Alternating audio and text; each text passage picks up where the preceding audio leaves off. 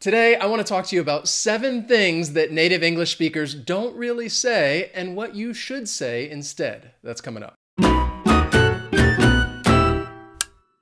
What's up, everyone? My name is Wes. This is Interactive English, which is all about helping you guys practice and improve your English skills. Today, I'm going to tell you 7 things that native English speakers we don't really say, but these are things that you may have also learned or have heard when you're studying English in the classroom. I want to tell you what these things are and what you should say instead. What's more common? What do people actually say in everyday conversation? The first one is, it's just a greeting, and that is, how do you do? How do you do? How do you do? This is something that it's a very old greeting. It's very formal. Nobody really uses it anymore. And if you do say this to another person, it's just going to sound a little awkward. It's going to sound a bit peculiar. And they're going to wonder like, wow, I have not heard that greeting in an awful long time. So please stay away from how do you do and use one of these greetings instead. How's it going? How are you? If you want to be a little more informal, just say, what's up? How's it going? How are you? What's up? So you may be wondering how you can get away from these phrases that people don't really use and learn the vocabulary and expressions that native English speakers actually do say all the time that are very common in everyday English. Well, the way you can do that, the best way to do that is just to get more and more exposure to the language. Then we have a response to a greeting, and this is something that it's almost like it's become a part of English learning culture. And the response is, I'm fine, thank you. And you? Just don't say this, all right? This is not a proper response when somebody asks you, how are you? First off, it just sounds robotic. Second, in English, it's not common to thank somebody after they ask them, how's it going? If I say, oh, how's it going? And say, oh, I'm good. Thanks for asking. It's not something that happens. So this is not a common occurrence. We don't say it, and neither should you. So if somebody asks you, how's it going? And you respond with, I'm fine, that is perfectly okay. But it's also very common to just tell someone, I'm good or I'm great. Those are also very popular responses. How are you? I'm fine. I'm fine. How are you? Good. And how are you? I'm great. I am great. The next one is just a word, and that is shall. And this is just old English because shall is just used with the subject pronouns I and we, just means will. We're talking about the future. And the reason why I'm bringing this up is because you will still find this in certain English books today, even though you are not really going to hear this in spoken English. You could also use it as a suggestion with I or we, like, shall we leave a comment? And instead of saying you shall, I'd say you should, because shall replaces should in that case. So again, if you're talking about the future, just use will or be going to. Don't worry about shall. And if you're talking about suggestion, you should. Next is just another single word, and that is whom.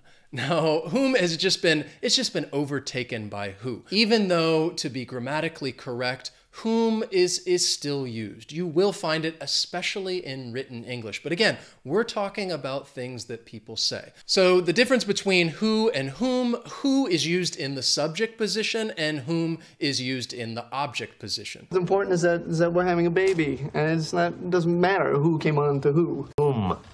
That's right.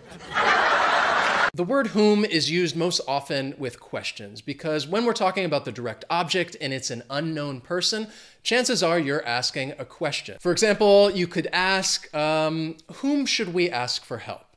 But again, in spoken English, it's more common. People are just going to say, who should we ask for help? Or maybe, whom would you like to speak to? And then if you really want to be grammatically correct, you shouldn't end a sentence with a preposition. You'd have to put it before whom and say, to whom would you like to speak? But this just sounds very old, very, very formal. People don't use it anymore. You're not going to hear somebody say this. They will just say, who would you like to speak to? The next thing that people don't often say, but you might think they do. Take a look at these phrases right here, and I will explain this. I am going to, I do not like. Okay, you're probably looking at this thinking, well, no, wait, people use this all the time. But again, these are things that people don't often say. That's the key word right now, speaking. And if we're talking about spoken English, instead of saying, I am going to the park, somebody's going to say, I'm going to the park. They're going to use the contraction I'm instead of I am. Instead of saying, I do not like green vegetables, I'd say, I don't like green vegetables. Yes, that's true. I don't really like green vegetables. I know I should like them. They're very healthy for you, but yes, I don't like green vegetables. But my point is this. Most of you may be familiar with contractions and you've learned them before, and that's great. Just keep that in mind when you're speaking and you're having a conversation. It is so much more common to use contractions instead of the full form. It's also very useful for your listening comprehension because you are going to hear contractions as well. And you should be able to identify these words quickly and not have to think much about them. So contractions, very, very common. This is what people say. Another phrase that people don't really say, or at least it's a question, and they don't ask this question as often as you might think. And that is just, how's the weather? So the reason why I chose this is because when you're learning English vocabulary, especially as a beginner, vocabulary about the weather is some of the first things that people learn. You want to be able to talk about the weather. But at the same time, people don't often just have random conversations about the weather. If there is extreme weather, for example, if it's snowing or it's really hot, then yeah, or it's raining a lot, then people might talk more about the weather. But this question, when it comes to learning English, is more about practicing English than it is about practical English, because I don't know when the last time I just asked somebody, how's the weather? It's not something that you're going to go out and you're going to talk to people and meet people and you're just going to start talking about the weather automatically. I said to him, how's the weather in Hawaii? And he said, great. It's in the 80s, low humidity. Doesn't speak English? Fluently, thank you. So keep that in mind the next time you meet somebody and you're having a conversation and you're thinking, okay, I don't know what to say next, so I'm going to jump in there. I'm going to talk about the weather. What you should do instead is talk about those things that are interesting to you. What are you interested in? What books are you interested in reading? What activities are you interested in doing? If you talk about those things, then perhaps you can find something in common with that other person. And that's a more natural way to have a conversation than just talking about these artificial topics such as the weather. Then we have an idiom, and that idiom is raining cats and dogs. Now, don't get me wrong, I think it's great to learn idioms, especially for your comprehension, because people use idioms all the time. The reason why I'm putting this up there, raining cats and dogs, is because when you're learning English idioms, I think this is often one of the first idioms that people learn.